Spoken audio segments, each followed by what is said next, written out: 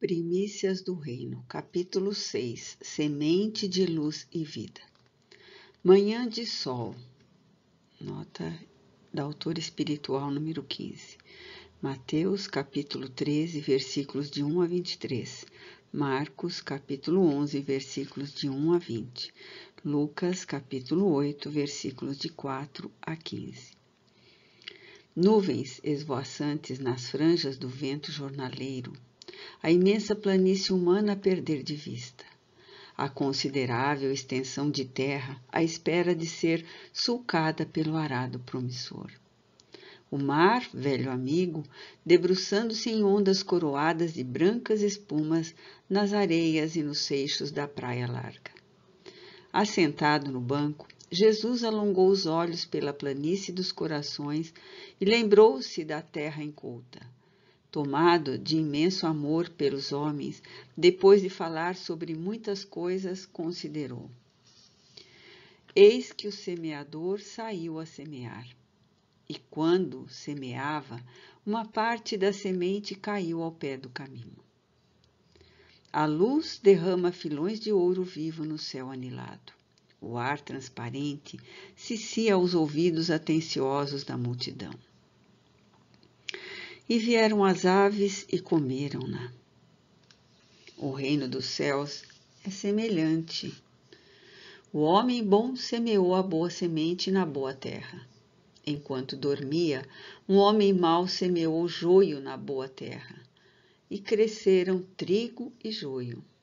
Ora, para salvar o grão sadio, foi necessário arrancar o escauracho, erradicando naturalmente muito trigo são. O joio em molhos foi queimado, e o trigo ensacado foi posto no celeiro. O grão de mostarda é o menor de todos. No entanto, cresce e a planta se torna grandiosa.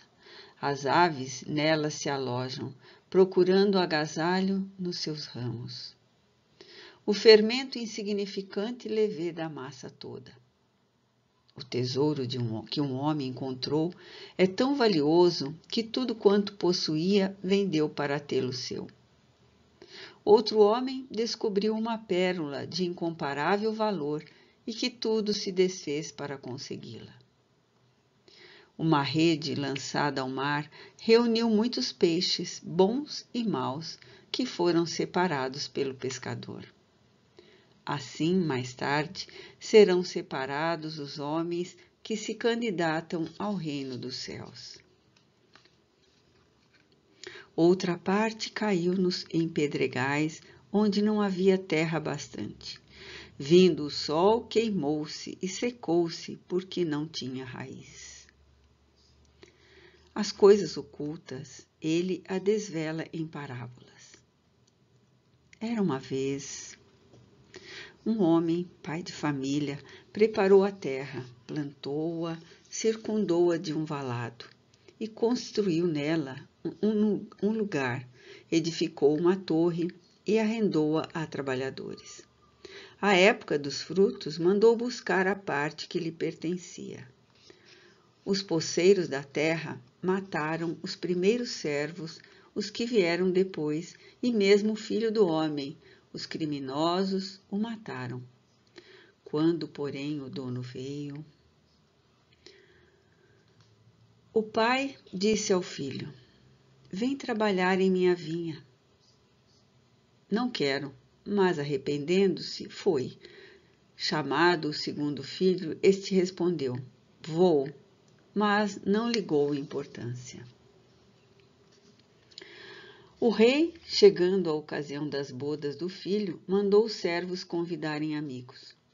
Os amigos, porém, não quiseram ir. Novos áulicos saíram a repetir o convite, narrando a excelência do banquete que os aguardava. Mas eles não desejaram experimentá-lo. Revoltados com a insistência do rei, mataram os servos. O rei, sabendo da ingratidão dos convidados, ordenou ao seu exército que fosse exterminar os homicidas. 10 eram ao todo. 5 eram noivas loucas, gastaram o óleo e ficaram sem luz. Puseram-se a dormir. Ao chegarem os noivos, eram 5 noivas, virgens e loucas. Eu sei que és severo, amedrontado, enterrei o seu talento, o que me confiastes. Mau servo, tomem quanto tem e deem-no a quem já o tem. As melodias cantam no ar, leve e transparente. Outra caiu em espinhos, e os espinhos cresceram e sufocaram-na. Quem põe uma candeia acesa sob o alqueire ou escondida? Uma figueira brava, à borda do caminho, foi solicitada a doação de frutos. Como não fosse ocasião própria de produzi-los, foi considerada inditosa, digna de ser arrancada e lançada ao fogo até converter-se em cinza. Respondeu-lhe o enfático doutor da lei, aquele que usou de misericórdia com ele. Vai e faze o mesmo. Esse é o teu próximo.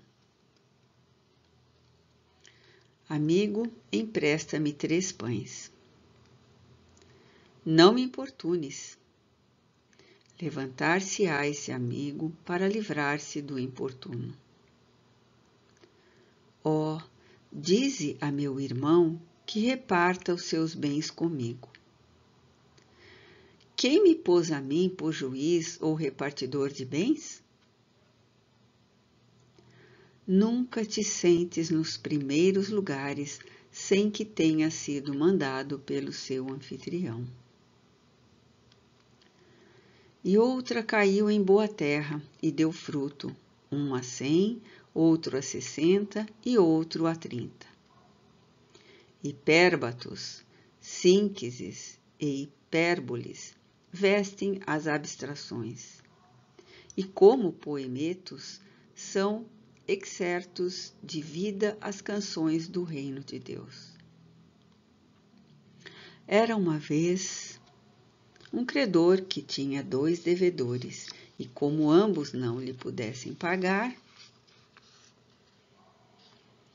bem-aventurados aqueles servos os quais, quando o Senhor vier, achar vigiado. Qualquer que não levar a sua cruz e não vier após mim, Pai, pequei contra o céu e perante a ti. Já não sou digno de ser chamado teu filho. Faze-me como um dos teus jornaleiros. Trazei o melhor vestido e vestiu-o, pondo-lhe um anel na mão, alparcas nos pés. Este meu filho estava morto e vive. Tinha-se perdido e foi achado. E o fariseu dizia: eu pago o tributo, sou justo, cumpro os deveres que a lei prescreve. Mas aquele que ali está... No entanto, o Senhor lhe disse: louvo o amo, aquele mordomo injusto, por haver procedido prudentemente, porque os filhos deste mundo são mais prudentes na sua geração do que os filhos da luz. Granjeai amigos. Quem é fiel no mínimo também é fiel no muito.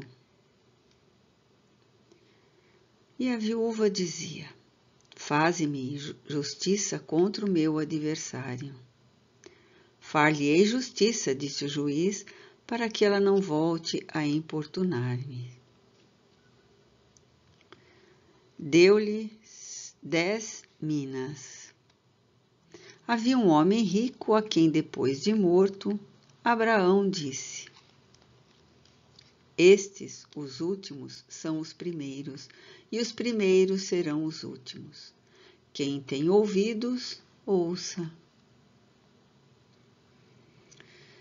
E ele falava por parábolas, alegorias que escondem verdades.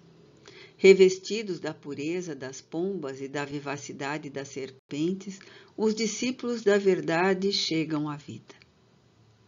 Se a vossa fé for do tamanho de um grão de mostarda, o semeador saiu a semear. Parábolas, verdades nas alegorias.